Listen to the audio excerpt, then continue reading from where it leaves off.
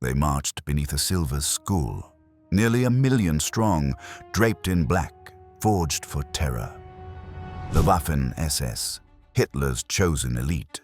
Not just soldiers, but executioners of ideology, sweeping across Europe like a living nightmare. From the fields of Poland to the boulevards of Paris, their presence meant one thing: death was coming. Who created this machine of fear? How did ordinary men become symbols of absolute cruelty? And why does their shadow still stretch across history? This is the fascinating story of the Waffen-SS, Hitler's million-man army. The Waffen-SS, the armed fist of the Nazi Party's Schutzstaffel, was forged in a crucible of fanatical devotion to Adolf Hitler and a warped vision of racial conquest. Born in 1925 as a small cadre of bodyguards, the SS ballooned under Heinrich Himmler, its mastermind from 1929, into a dark empire bent on reshaping humanity. By 1933, Himmler birthed the Waffen-SS, a legion of zealots who saw themselves as avengers, destined to purge the world of those they branded inferior. Their creed demanded absolute loyalty. Recruits swore blood oaths to Hitler, their minds sculpted to wield terror as a divine blade. "We were taught to crush the weak," recalled Otto Schneider, a 19-year-old who joined the Leibstandarte in 1936. "We believed we were gods, chosen to remake the world." Their ideology was a venomous brew, blending Nordic mythology with a twisted Darwinism that cast them as a master race, destined to rule over a world cleansed of undesirables. Himmler, a former chicken farmer turned architect of annihilation, obsessed over ancient Germanic runes, pagan rituals, and pseudo-scientific racial theories, weaving them into a doctrine that glorified violence as a sacred act. Training camps like Dachau and Bad Tölz were brutal forges, where recruits endured grueling physical trials. Midnight marches through freezing rain, hand-to-hand combat drills until collapse, and live-fire exercises that weeded out the weak. These were paired with relentless propaganda, lectures on Jewish conspiracies, films glorifying Aryan supremacy, and songs that celebrated death for the Führer. Every recruit was molded to see himself as a knight of a new order, his soul bound to Hitler's vision. "The oath was everything," wrote Karl Fischer, a Waffen-SS recruit in 1937. "We swore on our blood, our honor, to serve without question, to kill without hesitation." This fanatical devotion set them apart from the Wehrmacht, Germany's regular army, which they mocked as soft, bound by outdated codes of chivalry. The Waffen-SS answered only to Himmler, their autonomy a license to act with unrestrained cruelty, their loyalty a fire that burned away doubt or mercy. By 1939, their ranks had grown to around 20,000, a mere fraction of the Wehrmacht's millions, but their mindset was a spark that would ignite a continent. Their training wasn't just about combat, it was a reprogramming of the soul. Instructors drilled them to see enemies as subhuman, to view mercy as betrayal. At Dachau, recruits practiced bayonet charges on straw dummies labeled Jew or Bolshevik, their shouts of hatred echoing through the camp. They mastered marksmanship, sabotage, and tank warfare, but also learned to intimidate, how to stare down civilians, to burn villages as a warning, to execute with a cold smile. Units like Leibstandarte, Hitler's personal guard, and Totenkopf, named for the skull on their collars, were elite but small, designed to strike with surgical precision and leave terror in their wake. Himmler envisioned them as a new breed of warrior priests, their black uniforms a symbol of their sacred mission. "We are the future," he declared in a 1938 speech to SS officers, his voice trembling with zeal. "We will carve a new world from the ashes of the old, with fire and blood." This vision drove every aspect of their existence, from their meticulous uniforms, black tunics, polished boots, silver runes, to their chilling rituals, like midnight oath ceremonies under torchlight where recruits pledged their lives to Hitler's dream. Their doctrine wasn't just military strategy, it was a gospel of supremacy, a belief that they were chosen to dominate, to eradicate, to reshape humanity in their image. When Germany invaded Poland in 1939, the Waffen-SS was unleashed, their vision of terror poised to drench the world in blood. They operated like a storm, blending precision strikes with savage intimidation, their goal not just victory, but domination through fear. Their mindset wasn't about winning battles, it was about breaking spirits, erasing entire peoples, and building a new order on ashes. This doctrine, rooted in hatred and blind obedience, drove every step, from Poland's fields to Russia's frozen wastes, making them a military juggernaut and a harbinger of doom. Their soldiers were not just fighters, but apostles of a twisted faith, moving with the precision of predators, their hearts hardened to see compassion as weakness. Their operations were a dark ballet, each step calculated to maximize dread, each victory a testament to their belief in a world ruled by force. They scorned the Wehrmacht's restraint, viewing it as a relic of a weaker age, and embraced a creed that celebrated destruction as progress. Hitler saw them as his ultimate weapon, a blade of unwavering loyalty, ready to carve his empire from the bones of nations. Their vision of supremacy wasn't just a strategy, it was their soul, a warped dream that turned men into monsters, ready to burn the world for Hitler's glory. This ideology fueled their rise, but it also sowed the seeds of their ruin. Their blind devotion blinded them to the cost of their actions, to the resistance they would spark, to the world that would unite against them. In Poland, their terror would ignite a firestorm, their actions a prelude to a war that would test their doctrine to its breaking point. Their story is not just one of conquest, but of a twisted faith that sought to rewrite existence, to mold a world where only their pure ideals stood, their every act a testament to a creed that glorified destruction over life, supremacy over humanity. In 1939, Poland became the Waffen-SS's first canvas of terror. Units like Leibstandarte and Totenkopf ripped through Polish defenses, their blitzkrieg a whirlwind of tanks, gunfire, and raw aggression, shattering resistance with surgical strikes. But their true aim was fear, a weapon sharper than steel. Himmler's orders were merciless. Purify the land, eradicate Jews, intellectuals, anyone who dared defy the Nazi dream.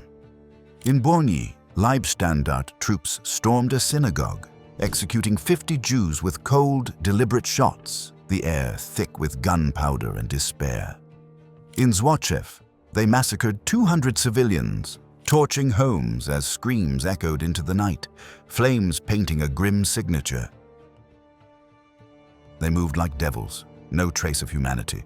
Recalled Miriam Goldstein, a Jewish teenager who survived Brony by hiding in a dank cellar, her family lost to the slaughter. I heard the shots, the cries, and I knew my world was gone, she whispered years later, her voice heavy with grief.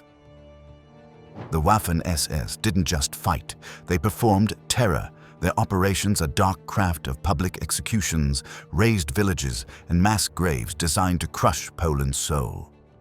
In Bydgoszcz, they rounded up Polish priests and teachers, executing them in town squares as crowds were forced to watch, their rifles a grim sermon of dominance. In Wola, they burned a hospital, patients trapped inside, their screams a chilling warning to resistors. Wehrmacht officers, clinging to fading codes of honor, recoiled at their savagery. Captain Hans Müller, near Warsaw, wrote in his diary, "The SS revel in cruelty, their bloodlust a stain on us all. They kill not for victory, but for pleasure." Yet their brutality achieved results. Poland fell in weeks, its defenses shattered, its people paralyzed by fear.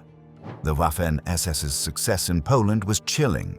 They helped crush a nation, paving the way for Nazi domination, their terror tactics leaving entire regions cowering. This victory fueled their rise, their ranks swelling to around 100,000 by 1940, with new divisions like Das Reich and Viking taking shape, their banners emblazoned with runes and skulls. Their methods were a fusion, a deadly blend of elite warfare and psychological terror. Recruits were taught to see enemies as vermin, unworthy of mercy, their training reinforced with propaganda that dehumanized their targets. In Poland, they perfected their craft, coordinated panzer assaults, lightning-fast infantry strikes, and public atrocities that broke resistance before it could form. "We were taught to make them fear us," said Wilhelm Braun, a Totenkopf soldier in a post-war interview. A village burned, a family shot. It sent a message stronger than any speech. Their operations were not just military, but ideological, each act a step toward their vision of a world ruled by fear and force. In Krakow, they seized Jewish neighborhoods, herding families into ghettos, their boots trampling lives as they enforced Hitler's will. In rural towns, they executed mayors and priests, leaving bodies displayed as warnings, their doctrine of supremacy, a license to annihilate. They didn't just seize land. They sought to erase resistance, to imprint terror so deeply that defiance seemed futile. As they turned to Western Europe, their reputation as Hitler's unstoppable enforcers grew, their tactics a blueprint for chaos. Their soldiers moved like shadows, their hearts hardened to see mercy as betrayal, their every victory a step toward a nightmare empire where fear was law. Their achievements in Poland were a grim ledger, thousands dead, cities broken, and a nation's spirit crushed under the weight of their ideology. Yet this was only the beginning.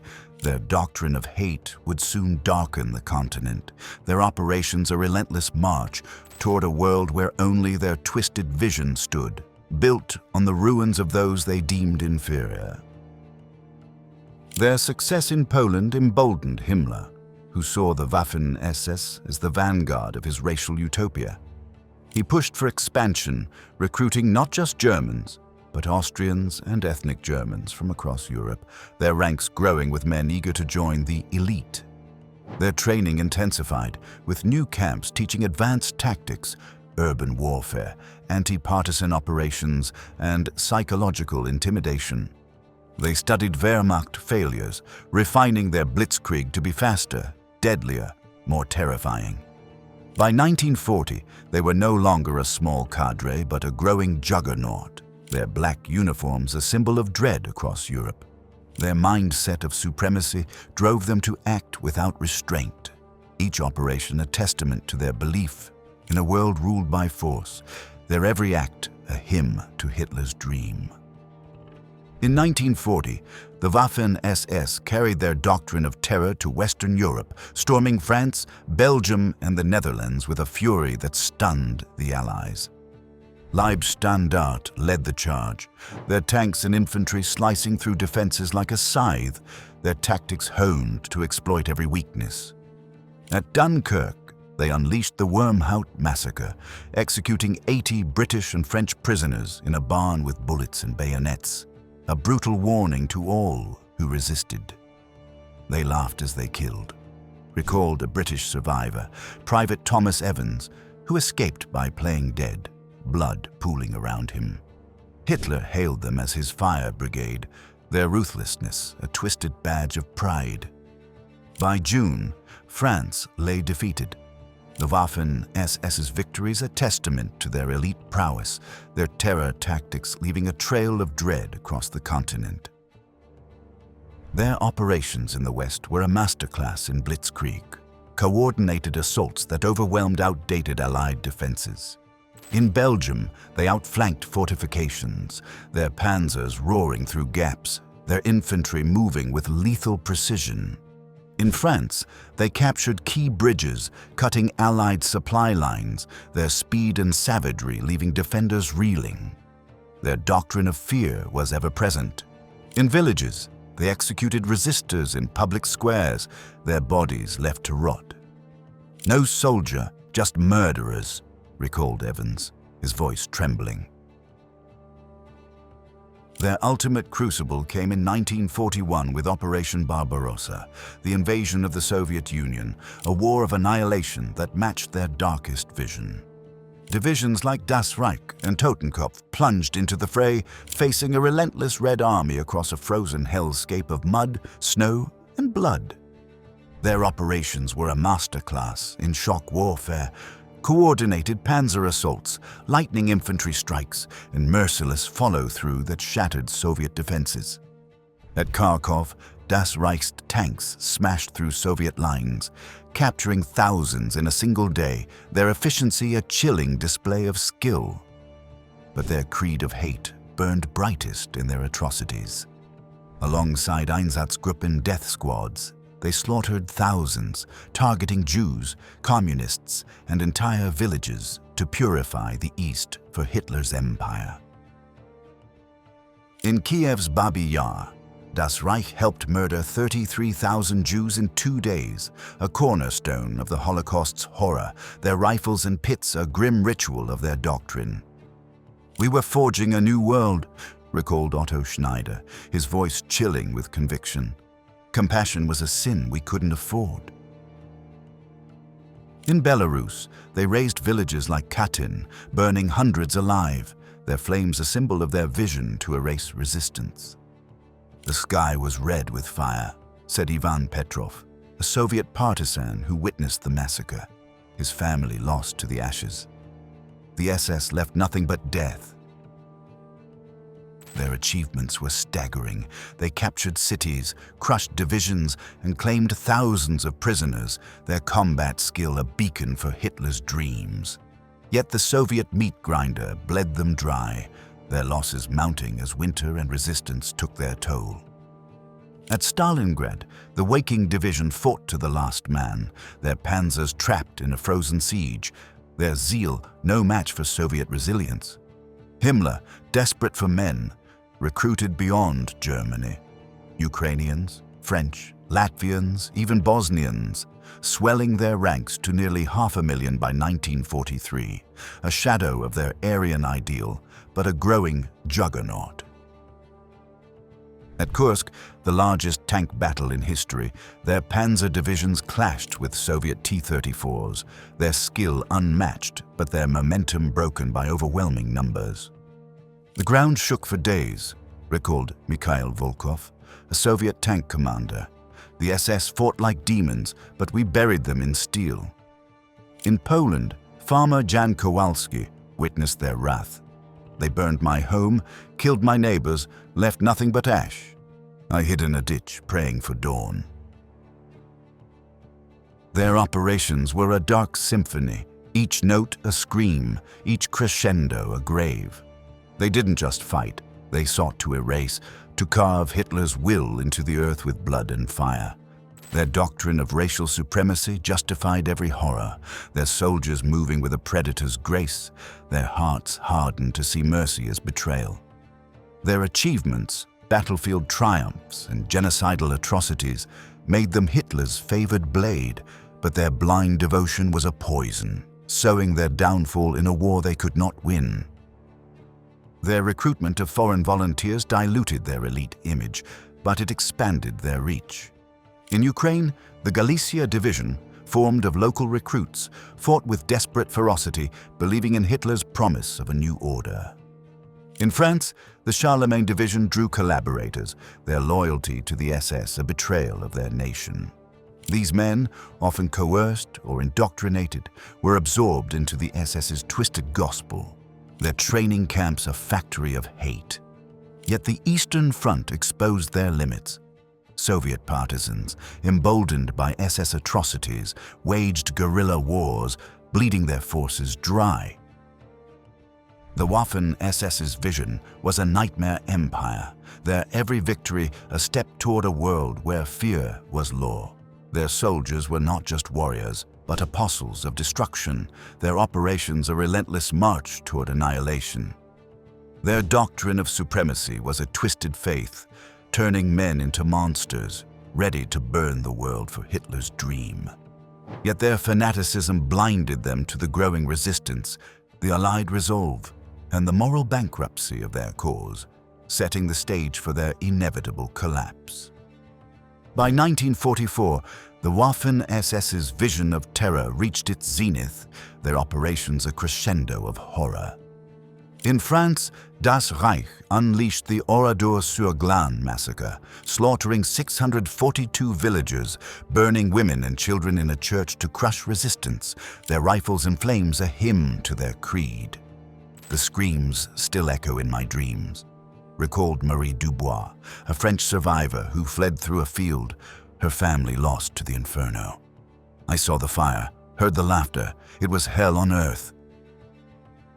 In the East, they fueled the Holocaust, aiding Einsatzgruppen in millions of murders, their doctrine of supremacy turning regions into graveyards. Totenkopf ran Auschwitz, their operations a cold machinery of genocide, where hope was a forgotten word. The SS were a void, swallowing all light, said Miriam Goldstein, an Auschwitz survivor who endured the loss of her family, her voice a whisper of pain. At Treblinka, they oversaw the murder of 800,000, their efficiency a chilling testament to their ideology. Their atrocities were not random but systematic, each act a ritual of their twisted faith. In Hungary, they rounded up 400,000 Jews for deportation, their trains a conveyor belt of death. In Poland, they executed partisans in forests, their bodies strung up as warnings. They wanted us to feel helpless, recalled Anna Kowalska, a Polish resistance fighter, but their cruelty only made us fight harder. Their doctrine justified every horror, their soldiers trained to see murder as purification, their operations a relentless march toward annihilation. As the Allies closed in, the Waffen-SS, nearing 1 million with conscripts from occupied lands, fought with desperate fury. In Normandy, the Hitlerjugend division, fanatical youths barely out of school, hurled themselves against Allied tanks, their zeal no match for overwhelming odds. They were boys, but they fought like machines, said British soldier John Harris, who faced them at Caen. Their eyes were empty, their hearts full of hate. In the Ardennes, during the Battle of the Bulge, they committed the Malmedy massacre, executing 84 American prisoners, their rifles a final act of defiance. In Berlin, 1945, the Charlemagne Division's French volunteers waged a doomed last stand amid the rubble, their loyalty to Hitler a death sentence. Wehrmacht officer Hans Müller, watching their fall, wrote, "The SS's madness consumed them in Berlin's ashes, their faith a trap." Germany surrendered in 1945. The Waffen-SS shattered, its leaders hunted like wolves. The Nuremberg trials branded them criminals, their role in the Holocaust, millions murdered in camps and killing fields, a stain that time cannot erase. Yet Otto Schneider, unbowed, declared, "We served our Führer, no shame, no regrets." His words, chilling in their conviction, revealed the depth of their indoctrination, their refusal to face the horror they wrought. Their achievements, conquests that reshaped maps and atrocities that broke humanity, left a legacy of horror, their mindset of hate a warning carved in blood. They didn't just wage war, they sought to annihilate, to erase entire peoples in the name of a twisted dream.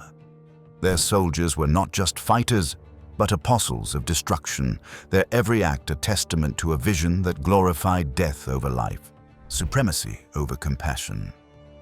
Their operations were a blueprint for chaos, a dark symphony that shocked the world to its core. Their downfall was inevitable, their fanaticism a fatal flaw. The Allies' unity, fueled by outrage at their crimes, overwhelmed their elite skill. In Poland, partisans sabotaged their supply lines. In France, resistance fighters ambushed their patrols. In the Soviet Union, entire armies rose to crush them. Their doctrine of supremacy, once their strength, became their undoing, alienating the world they sought to dominate.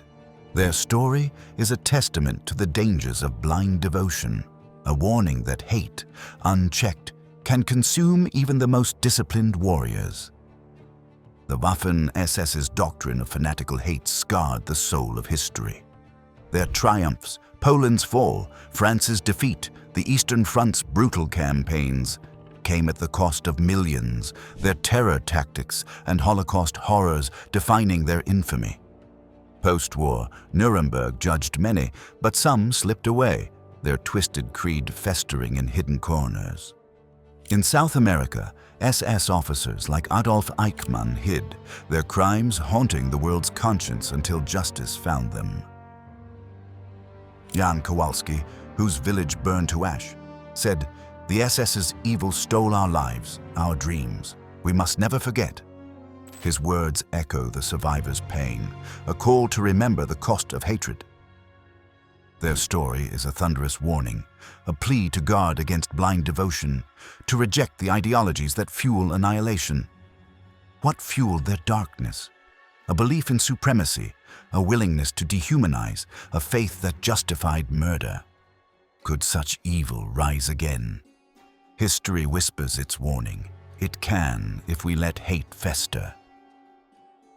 Their legacy is a scar, a reminder of the fragility of humanity in the face of fanaticism.